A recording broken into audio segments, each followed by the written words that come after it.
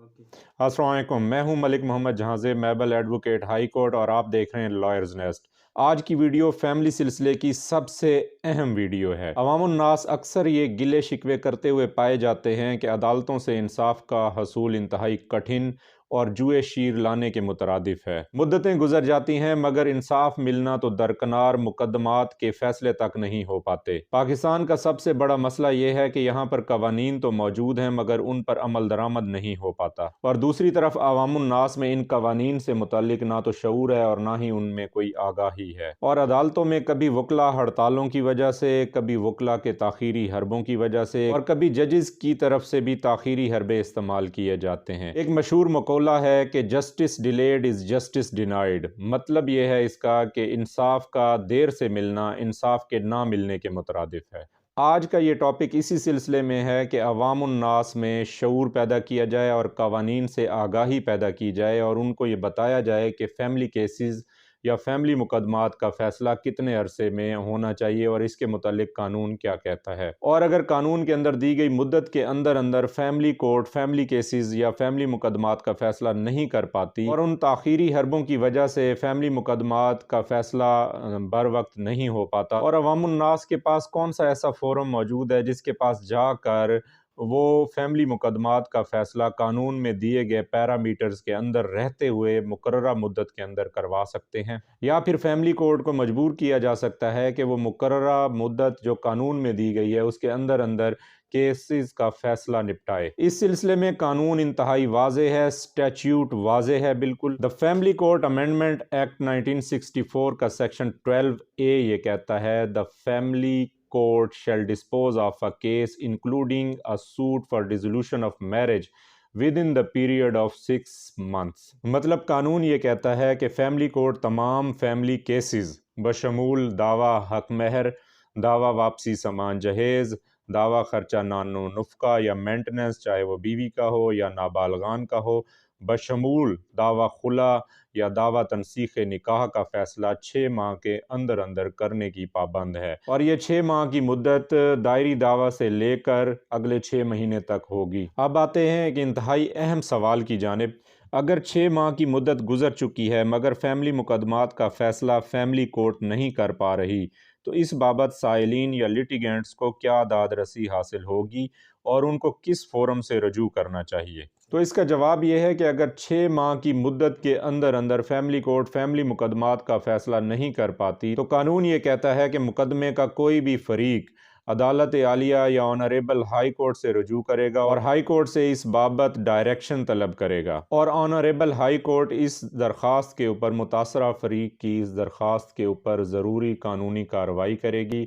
और डायरेक्शन देगी और कानून के मुताबिक एक्शन लेगी। और इस सिलसिले में honourable high court family court को फैमिली मुकदमात का फ़ैसला जल्द निपटाने की बाबत डायरेक्शन भी दे सकती है और उस डायरेक्शन को फैमिली कोर्ट मानने की पाबंद भी होगी। और उस डायरेक्शन में ऑनरेबल हाई कोर्ट एक टाइम फ्रेम फिक्स कर देगी कि इस टाइम फ्रेम के अंदर अंदर केस का जल्द फैसला किया जाए, और जो 6 माह की मुद्दत जो कानून या स्टैच्यूट में दी गई थी उस पर अमल दरामद ना करने की बाबत भी फैमिली कोर्ट से वजाहत तलब की जाएगी। अब इस टॉपिक से जुड़ा एक और इंतहाई अहम सवाल, अगर फैमिली कोर्ट किसी भी फैमिली मुकदमे का फैसला कर देती है और फैसले से मुतासरा फरीक उस फैसले के खिलाफ अपील दायर कर देता है, तो फैमिली अपील का फ़ैसला डिस्ट्रिक्ट जज कितनी मुद्दत में करने का पाबंद होगा और इस बारे में कानून क्या कहता है। Section 14 sub section 4 of the family court amendment act 1964 ये कहता है कि the appellate court shall dispose of the family appeal within the period of 4 month. मतलब ये कि अगर कोई भी फैमिली कोर्ट किसी भी फैमिली केस का फैसला निपटा देती है और उस फैसले से मुतासरा फरीक उस फैसले के खिलाफ अपील में चला जाता है,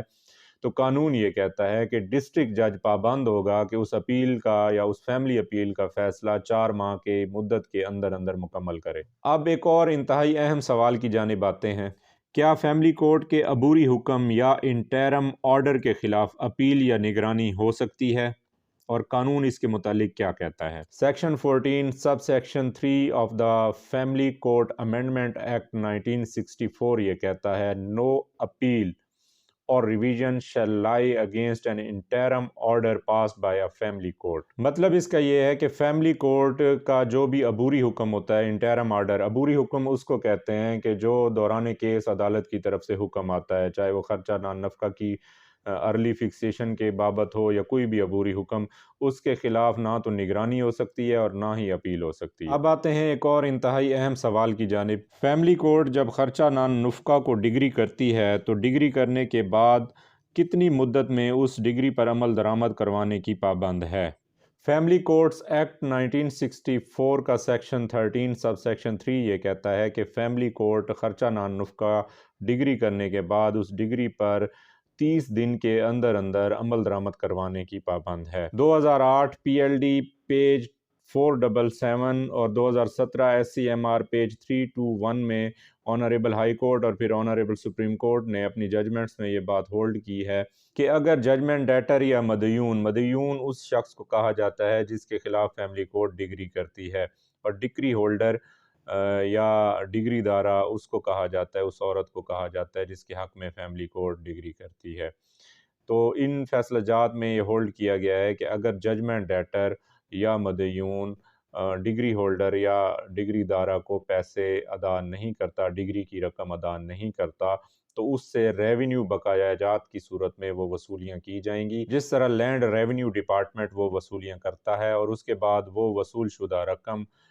ڈگری ہولڈر یا ڈگری دارہ کو ادا کر دی جائے گی۔ یہ تھی ہماری آج کی ویڈیو۔ امید ہے آپ کو آج کی ویڈیو پسند آئی ہوگی اور یہ ویڈیو عوام الناس میں شعور اور آگاہی پیدا کرنے میں ایک مثبت قدم ثابت ہوگی۔ اگر آپ کو آج کی ویڈیو پسند آئی ہے تو اسے لائک کر کے کامنٹ کر دیں اور اسے اپنے حلقہ احباب میں شیئر کریں، اور جو دوست ہمارے چینل پر نئے ہیں ان سے گزارش ہے کہ ہمارے چینل کو سبسکرائب کر کے بیل آئیکن دبا کر نوٹیفیکیشن آن کر لیں تاکہ آپ تک ہماری آنے والی ہر نئی ویڈیو بر وقت پہنچ سکے۔ ملتے ہیں ایک اور نئی ویڈیو کے ساتھ، تب تک کے لیے اللہ حافظ، جیتے رہیں آباد۔